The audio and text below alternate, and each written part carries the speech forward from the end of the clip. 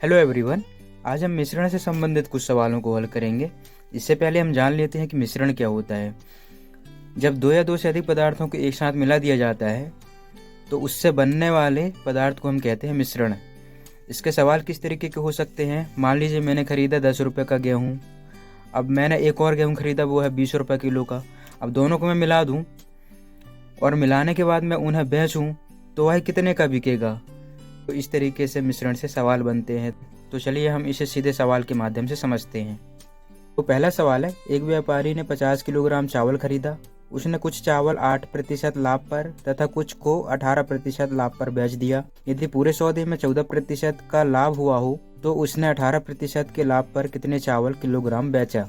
तो यह जो सवाल है पढ़ने में जितना कठिन लग रहा है उतना ही आसान है। मैं इस सवाल का एक आसान सा ट्रिक बता रहा हूँ जिससे आप आंसर तक आसानी से पहुँच सकते हैं। अगर इस तरीके के सवाल से आपका सामना होता है तो आप इस ट्रिक को फॉलो कर लीजिए, जिससे आपके टाइम का बचत होगा। तो चलिए समझ लेते हैं। व्यापारी के पास कितना चावल दिया हुआ है? 50 किलोग्राम। अब इस 50 किलोग्राम चावल में से उसने पहले 8% चावल को बेचा। अब दूसरी बार उसने कितने चावल को बेचा? 18%।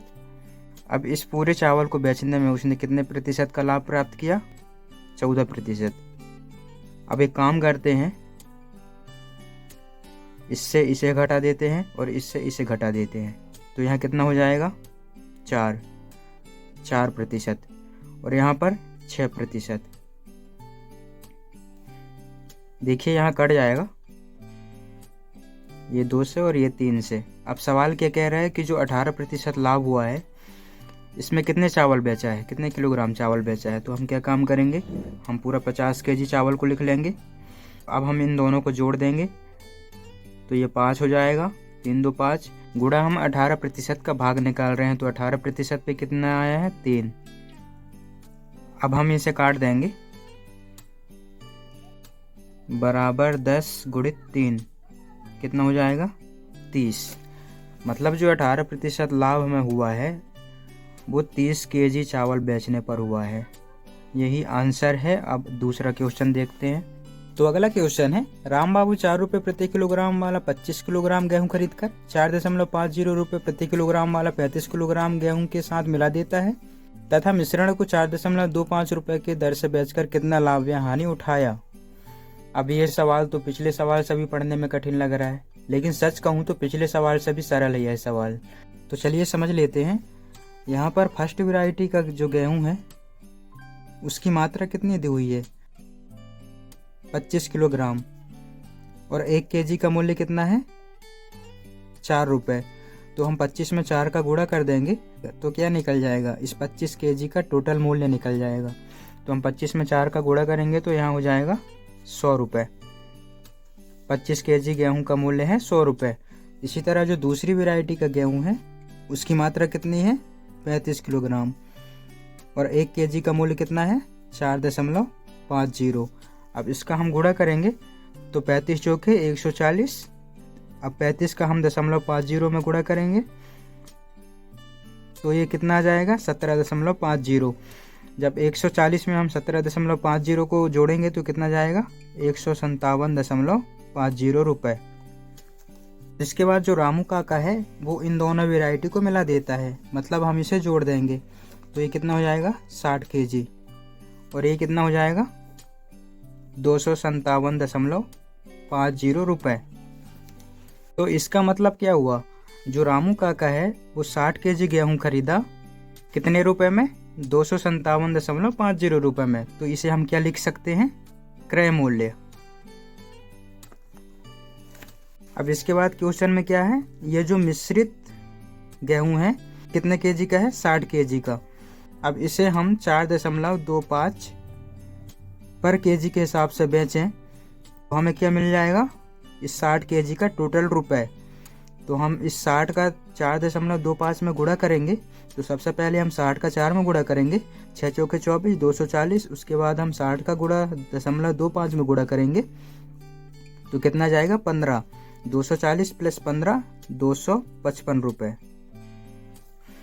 इसे हम क्या कह सकते हैं? विक्रय मूल्य। मतलब राम बाबू ने 60 केजी गेहूं को 255 रुपये में बेचा।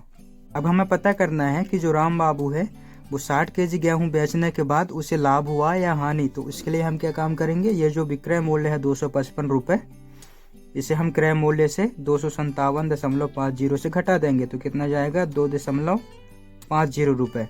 ये जो माइनस आया है इसका मतलब क्या हुआ कि ये जो 60 केजी गेहूं बेचा है उसमें 2.5 रुपये का हानि हुई है। तो इसे हम लिख सकते हैं 2.50 रुपये का हानि। यही हमारा आंसर हो जाएगा। अगला क्वेश्चन है, प्रभाव ने 8.50 रुपये प्रति किलोग्राम की दर से 20 किलोग्राम चावल तथा 9.75 रुपये प्रति किलोग्राम की दर से 30 किलोग्राम चावल खरीदा। फिर उसने दोनों तरह की चावल को मिला दिया। अब वह चावल को लगभग किस भाव से बेचे ताकि उसको 25% का लाभ हो। तो यहाँ पर जो पहली वैरायटी का चावल है उसकी मात्रा क्या है, 20 केजी। इस 20 केजी में 1 केजी का मूल्य कितना दिया हुआ है, 8.50। तो इसमें हम गुणा कर देंगे तो हमें पता चल जाएगा 20 केजी चावल का मूल्य कितना है। तो चलिए हम यहाँ साइड में गुणा कर देते हैं। हम दशमलव हटाने के लिए क्या करेंगे, 100 का भाग कर देंगे। हम यहाँ डायरेक्ट लिख देते हैं 850 गुणा 20/100। ये दोनों जीरो कैंसिल हो जाएंगे। 5 दूनी 10, 8 16 17, 170 रुपये इस 20 केजी चावल का मूल्य निकल गया। इसी तरह जो दूसरा वैरायटी है उसकी मात्रा क्या है, 30 किलोग्राम।